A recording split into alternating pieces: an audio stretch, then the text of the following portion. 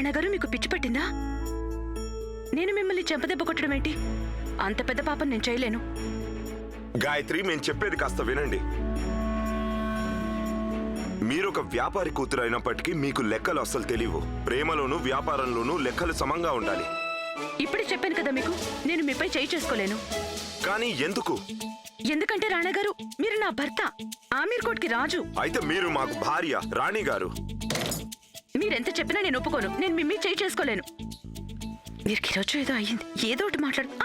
మీరు నన్ను దండించకపోతే మా మనసులో నుండి ఈ అపరాధ భావన ఎన్నటికీ తొలగిపోదు. మీరు మా కోసం ఏమాత్రం కూడా చేయలేరా?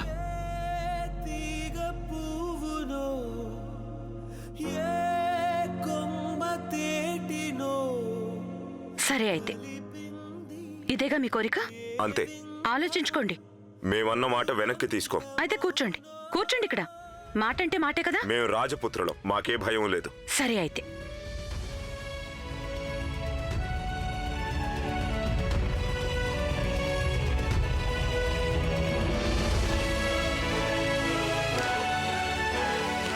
మీరు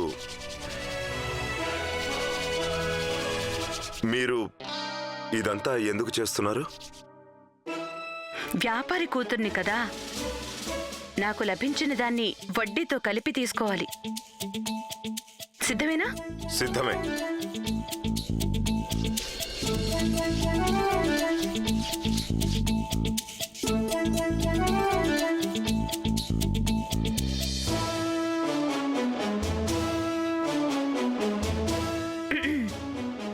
రాణి గాయత్రి గారు నిర్ణయించుకున్నారు మిమ్మల్ని దండించకూడదని. అదే మీకు శిక్ష.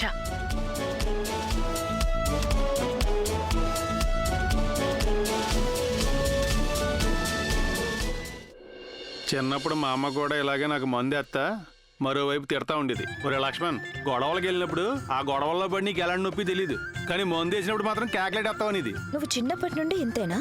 లేదు లేదు, చిన్నప్పుడు నేను ఇంకా బాగా అలర చేసేవాడిని. మీకు విషయం తెలుసా, మా ఊళ్ళో అందరిని ఆట పట్టించేవాడిని.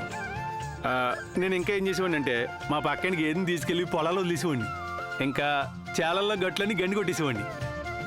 మీకు ఇంకో విషయం చెప్పనా, మా చెరువులోకి స్నానం చేయడానికి అమ్మాయిలు వచ్చినప్పుడు వాళ్ళకి తెలియకుండా వాళ్ళు బట్టలని దాచేవాడిని. మీరు ఎప్పుడైనా చెరువులో స్నానానికి వెళ్ళారా? మీకు తెలుసా, మా ఊళ్ళో ముసలబాబా ఉండేవాడు. నేనేమైనా పంచి లాగేస్తా ఉండేవాడిని. నా దెబ్బకు భయపడి ఆయన పంచి కట్టుకోవడం మనిషి పైజామాలు వేసుకునేవాడు.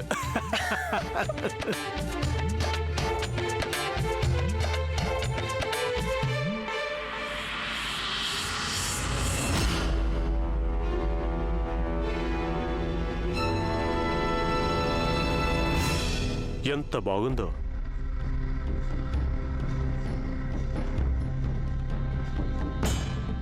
ఏమైంది? చెయ్యేందుకు వెనకలాగేశావు? మీరు సిగ్గునే వదిలేసినప్పుడు ఇంకా ఈ నాటకాలు దేనికి? మీరు చెయ్యాలనుకునేది మా కళ్ళ ముందే చెయ్యండి. చూడండి ప్రభు, ఈ సమయంలో మీరు ఎక్కడి నుంచి వెళ్ళటమే మంచిది. అయితే ఇక నువ్వు చెప్తావా మాకు మా గదిలోకి మేము ఎప్పుడు రావాలో ఎప్పుడు రాకూడదు అన్నది? చూస్తుంటే నువ్వు నీ స్థానం ఏంటో మర్చిపోయినట్టున్నావు. నీకు నీ స్థానం ఏంటో గుర్తు చేయక తప్పదు.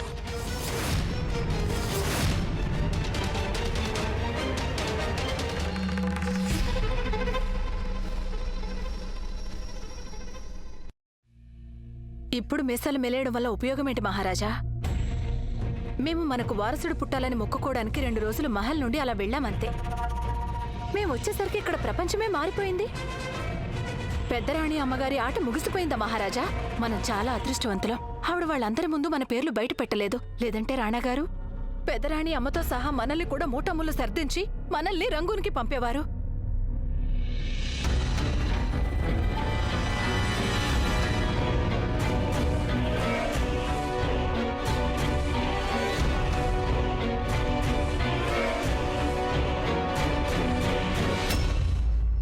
చంద్రవదన్, మీరు మా పుత్రులైనందుకు మాకీరోజు గర్వంగా ఉంది.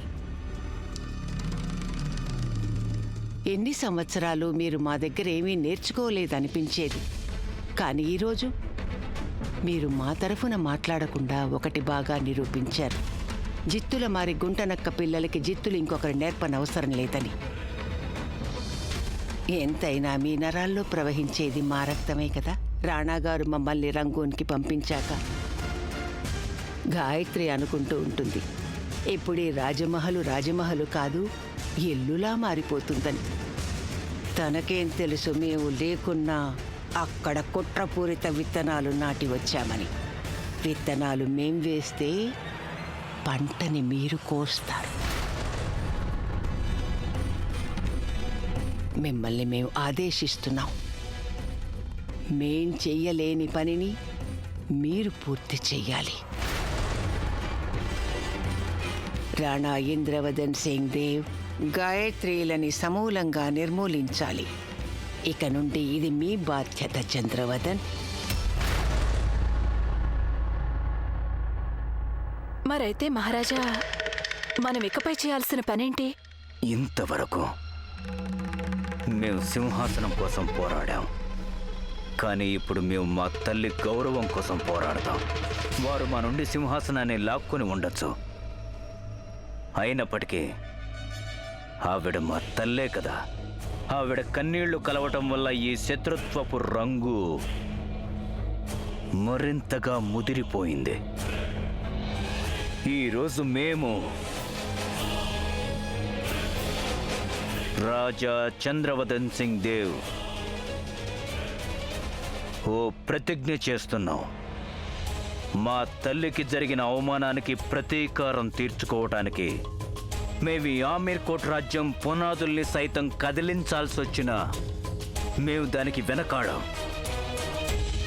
రాణా గారు గాయత్రిలు మా తల్లికి చేసిన అవమానానికి మూల్యం చెల్లించక తప్పదు.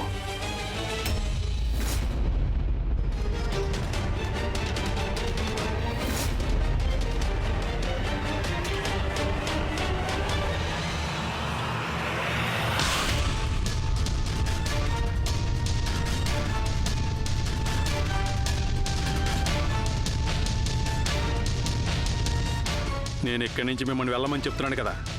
లేదంటే లక్ష్మణ్, ఏంటి నువ్వు చేస్తున్న పని? వారిని వదిలే. లేదంటే మీరు మోగోరే కథ విషయం బయటడిపోద్ది.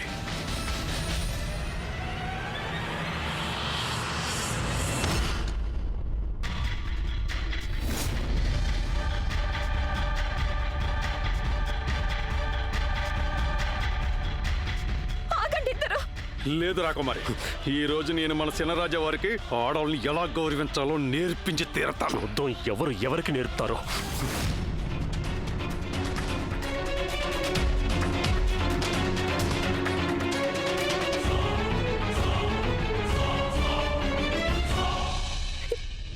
ఈ గొడవంతా మా కారణంగానే జరుగుతుంది కదా.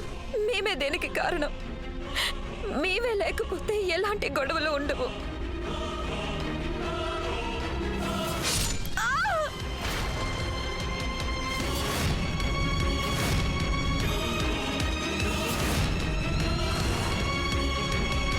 రాకుమారి గారు,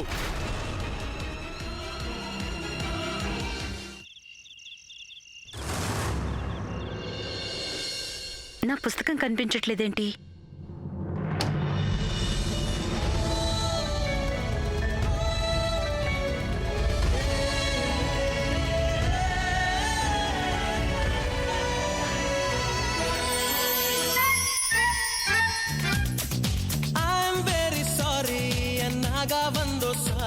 సరదాగా నవ్వేసై ఒకసారి హయో హయో హయో పెదాలలా బిగించి శపించకే మరి మంత్రాలవి జపించి వదిలే క్షమించి. అరే పాపం చిరుకోపం నిజమేనా మేకప్ప? అరే పాపా సారీ చెప్పా, ఓ మై గోల్డెన్ చెప్పా, ఫారెక్స్ బేబీ టైపా, లవ్లీ లాలీపాపా.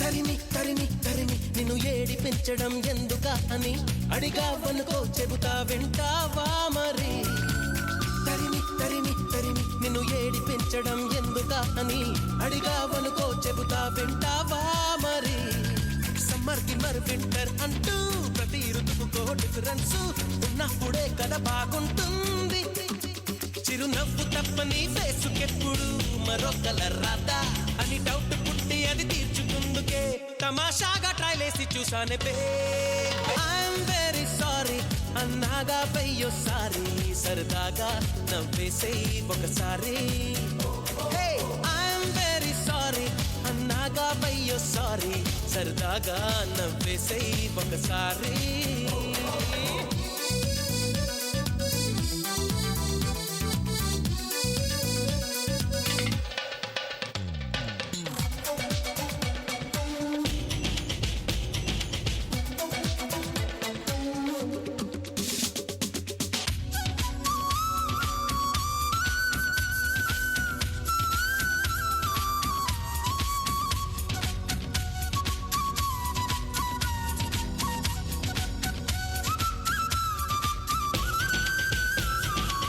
లిప్స్టిక్ అవసరమైన లేనంత ఎర్రగా పెదవి ఉందిగా కందే వరకు కొరికి తెగ హింసించకే లిప్స్టిక్ అవసరమైన లేనంత ఎర్రగా పెదవి ఉందిగా కందే వరకు కొరికి తెగ హింసించకే టొమాటో పళ్ళకి డూపుల్లా సుమారు సిమ్లా యాపుల్లా ఉన్నావే పిల్ల నువ్వు నిలువెల్లా నీ బొంగ మూతితో పొంగనీయకే బొగ్గల బర్గర్లా నన్నుండని ఊరించితే అవి నిజం చెప్పు నీ తప్పు కాదా అది ఐఎమ్ వెరీ సారీ అన్నాగా వెయ్యో సారీ సరదాగా నవ్వేసై ఒకసారి ఐఎమ్ వెరీ సారీ అన్నాగా వెయ్యో సారీ సరదాగా నవ్వేసై ఒకసారి హయో హయో హయో పెదాలలా బిగించి శపించకే మరి మంత్రాలవి జపించి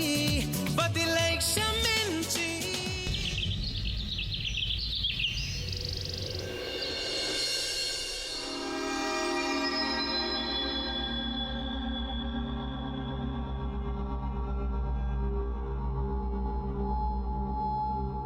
రాజమాత మీతో ఒక ముఖ్యమైన విషయం మాట్లాడాలి.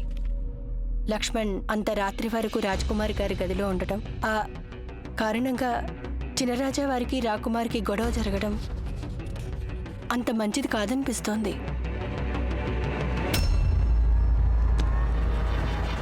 రాజమాత,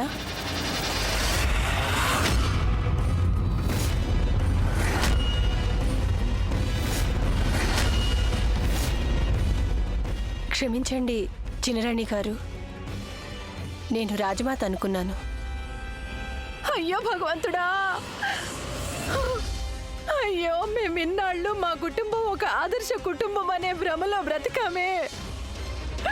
మీరు మీరు చెప్పిందంత నిజమేనా యశోదా? అయ్యో అయ్యో, మా కుటుంబంలో ఇలాంటి అవినీతి జరుగుతున్నా మాకు ఏమాత్రం తెలియనే తెలీదు.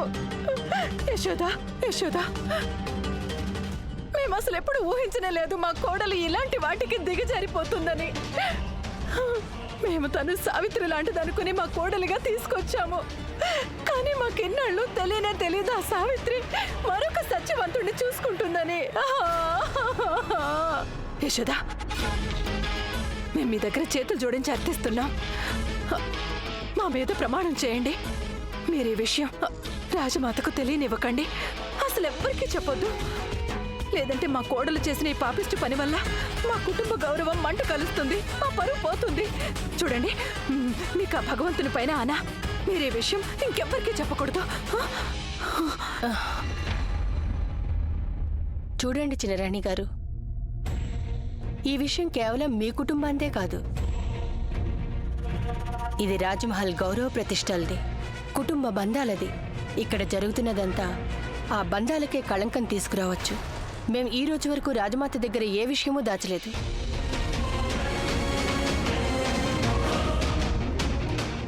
మేం వెంటనే వెళ్ళి రాజమాతకి మొత్తం చెప్పాల్సి ఉంటుంది.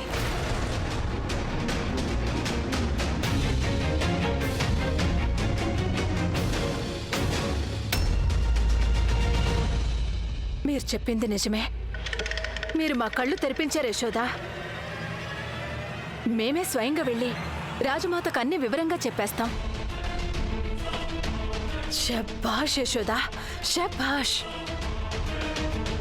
మీరు ఈ రాజమహల్కి ఎంతో నమ్మకమైన వారు అనిపించుకున్నారు. ఇప్పుడు మేం స్వయంగా వెళ్ళి రాజమాతకు స్పష్టంగా అన్నీ చెప్పేస్తాం. అలాగే ఆ తప్పుడు వ్యక్తిని మెడ పట్టుకుని ఈ మహల్ నుంచి బయటకు గంటించేస్తాం.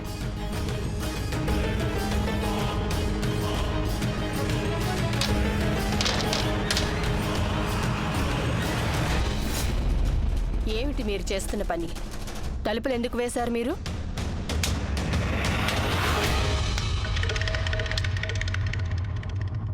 ఇప్పుడు ఏమని అడిగారు మీరు?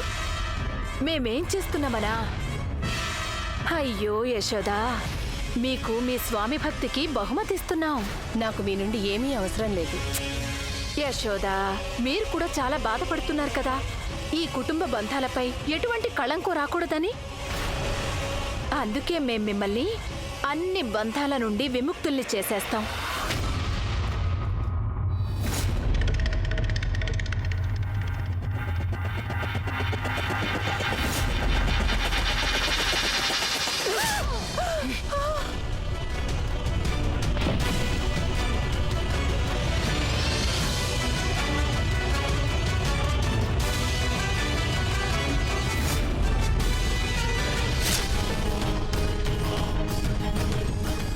పెదరాణి అమ్మా, నిజమే చెప్పారు. సింహాసనానికి రక్త తర్పణం కావాలి. ఈరోజు ఈ సింహాసనం కోసమని మొదటి బలిదానం మీదే అవుతుంది.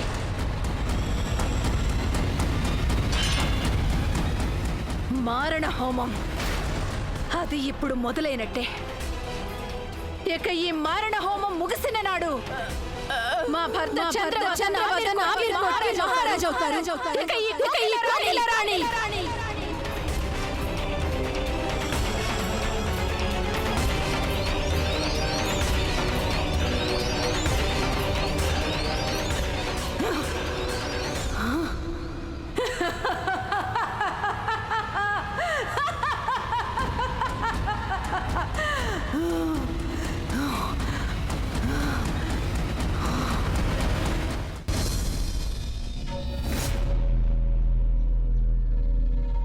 ఇప్పుడు ఎలాంటి పన్నాగంతో వచ్చారు రాజావారు?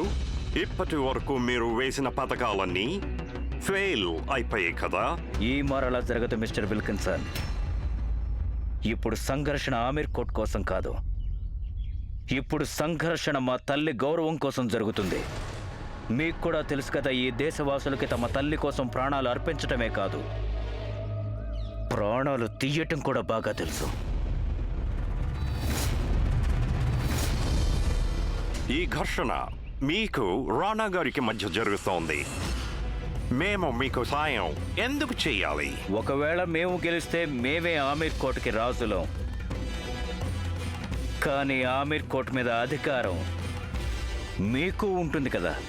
ఒకవేళ మనం చేతులు కలిపినా అప్పటికి కూడా రాజమాత ఆవిడ నమ్మిన బంట్లు ఆ మహల్లో ఉన్నంత వరకు మనం ఈ విషయంలో ఏమీ చేయలేము.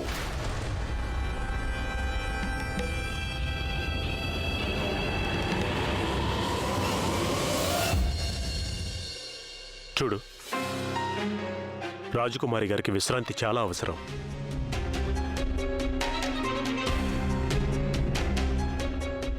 మంచినీళ్ళు.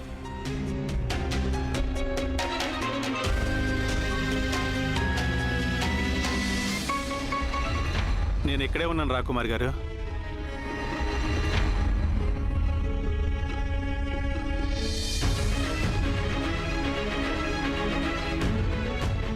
ఇప్పుడు ఇంకా ఏం చెయ్యాలనొచ్చా?